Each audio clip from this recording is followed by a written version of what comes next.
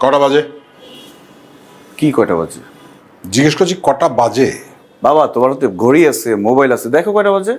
হাতে ঘড়ি, মোবাইল আছে, ওখানে ঘড়ি আছে, কিন্তু আমি তোমার কাছে জানতে চাইছি কটা বাজে।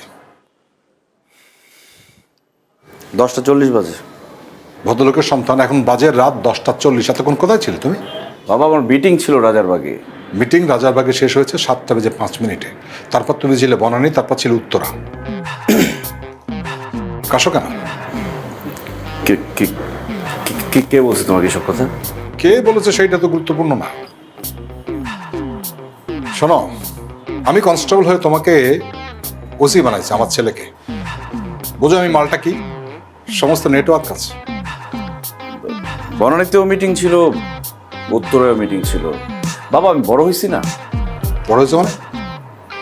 বাপের কাছে ছেলে কোনো বড় হয়? তুমি কি বোঝাও?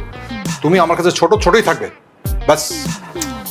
পার্সোনাল মিটিং ছিল। কিসের পার্সোনাল কাজ? সেটা জেনে তুমি কি করবে? সেটা জেনে আমি কি করব? তুমি আমার মুখের উপর কথা বলছো।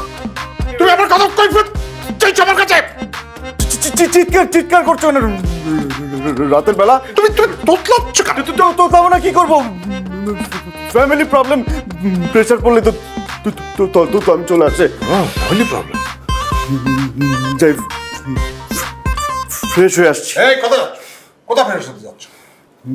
রুমে যাবো না? রাত 10:40 বাজে, আমি তোমার বাপ, আমি না খেয়ে বসে আছি, তুমি যাচ্ছ ফ্রেশ হয়ে আস? কেন?